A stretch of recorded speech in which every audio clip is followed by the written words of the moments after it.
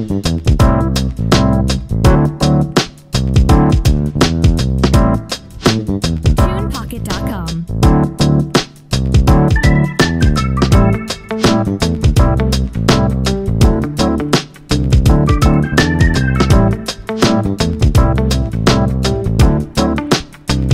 TunePocket.com.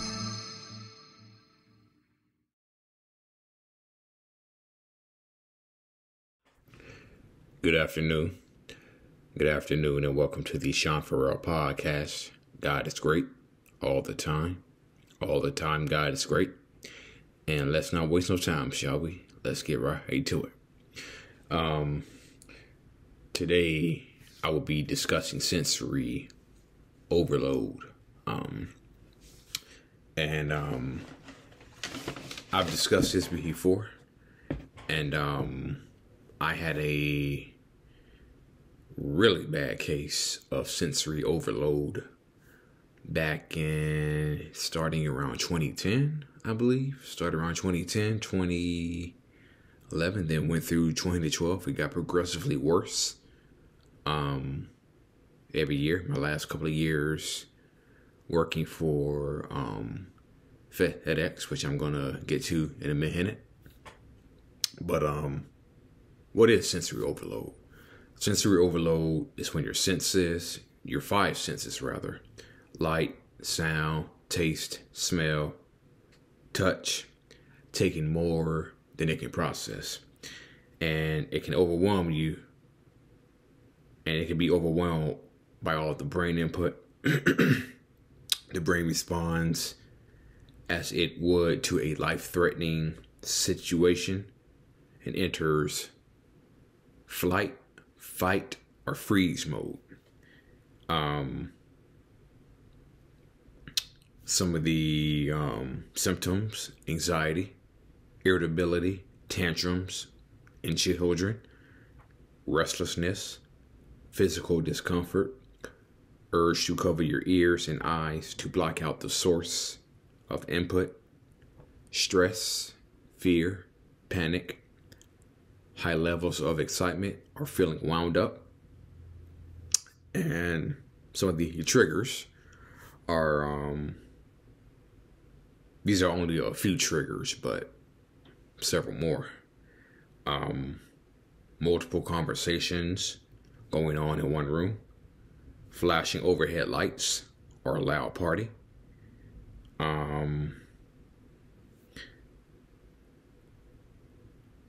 For some people, sensory overload can come and go, and it can occur frequently, and it can persist 24/7, day after day.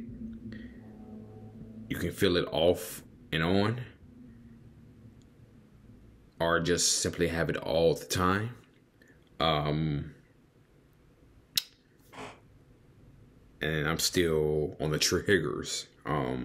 Crowds, tightly packed spaces, loud sounds, and sensory overload is something that is common with people who have ADHD as well. So I recently, a few moments ago, briefly touched on the situation that I had going on with FedEx and sensory overload back in 2010 and how it progressively got worse. I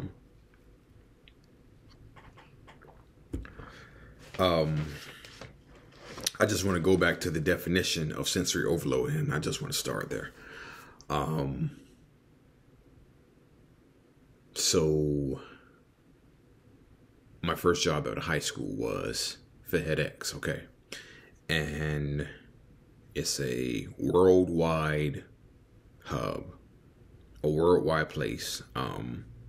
It's all part of the international airport. But FedEx, they have their own space. They have their own space carved out, just like the regular airport has their space carved out. UPS has their space carved out. FedEx, So it was a worldwide hub, and the first day there, I never really was comfortable with a large amount of people that worked out there. I started out on days, and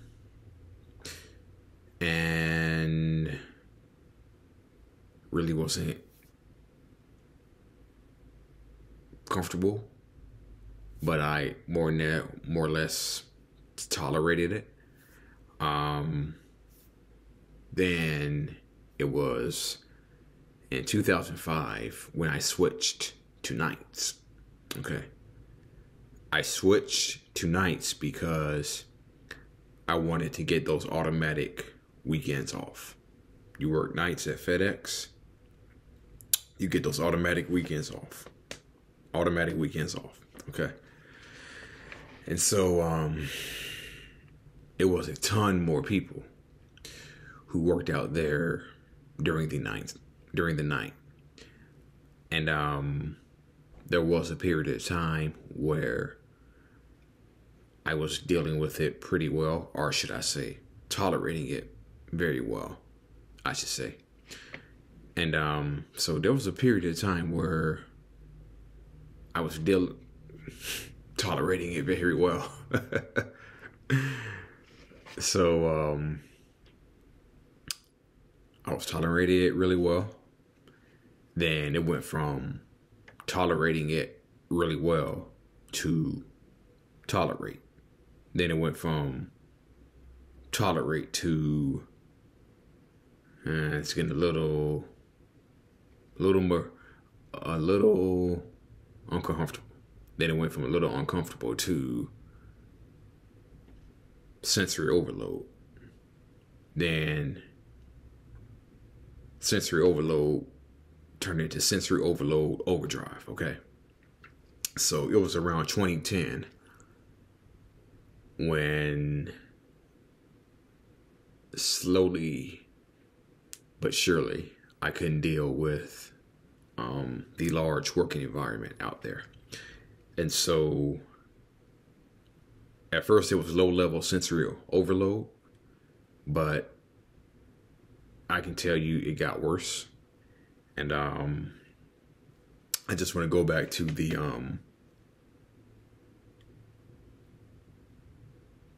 responds as it would to a life-threatening situation, enters fight, flight, or freeze mode. And let's see.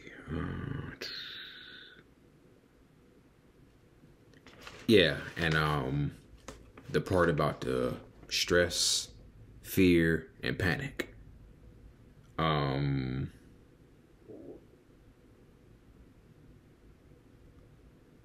Okay, so when I would go in at night, there would be, as I talked about in my videos,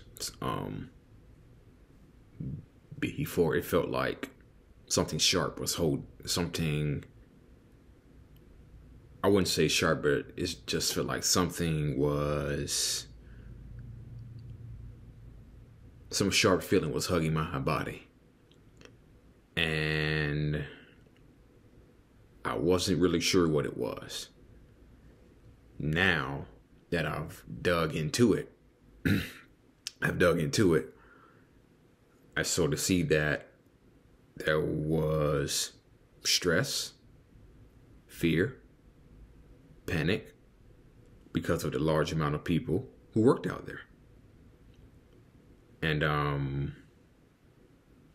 it was a shitload of people who worked out there at night specifically. And every time I went in, I realized that sharp feeling that I felt hugging my body was stress, fear, panic. And I guess you can say my brain was responding. It was like my brain was responding to a life-threatening situation, even though it wasn't a life-threatening situation, but again, sensory overload is when your five senses taking more than it can process. Okay, so I would walk into work, walk into FedEx with stress, fear, and panic, and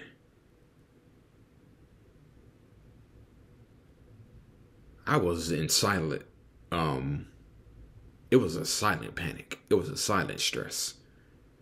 I went about my job. I did my job, and I did it very well.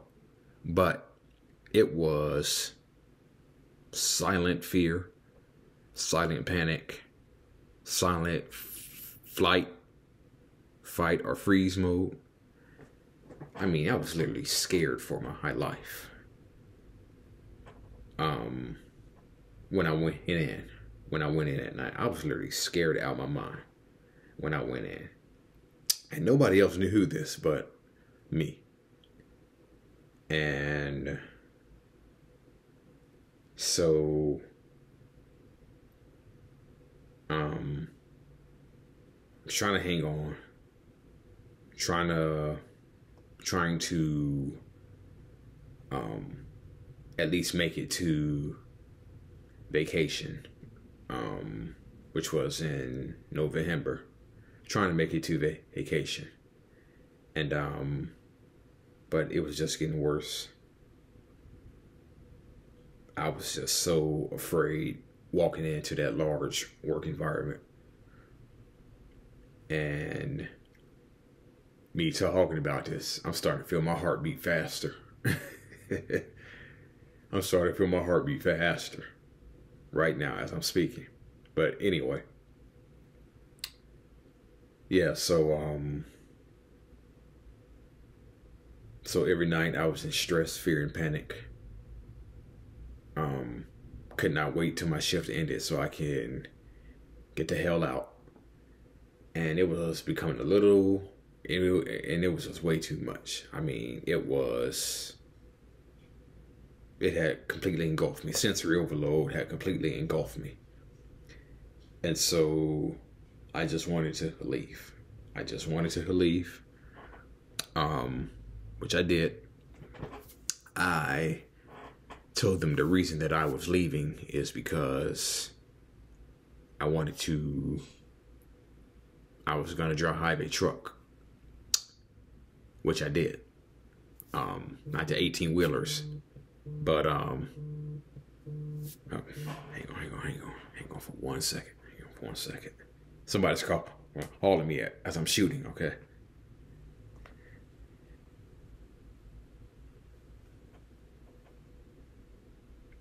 Hey Larry, man, let me call you right back, man. I'm shooting a video, man. I'll call you back in about 5 minutes, man. All right, man. Gotcha. Okay, back to it.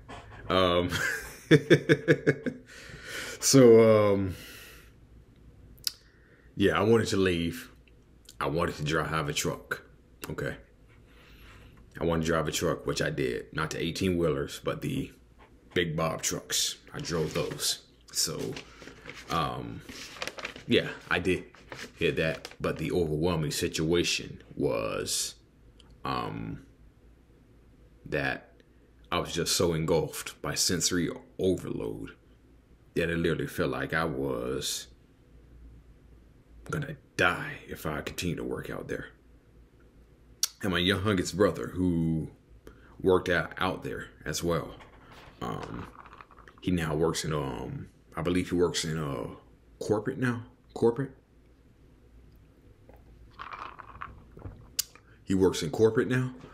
And so he worked out there on the tail end just as I was exiting out of FedEx, just as I was exiting out. And he never knew that I was going through all this because I just kept it to myself. Now, knowing that I probably would have asked for a few days and I probably would have sought help. Yeah, I probably would have asked for a few days off, and I probably would have sought some help. But it was just so overwhelming. Just so overwhelming. And I just can't deal with it no more. I just can't deal with it anymore. I couldn't work at a place where I walked in and I felt like that I was literally gonna die. Like it was a life-threatening situation whenever I walked in. Okay. So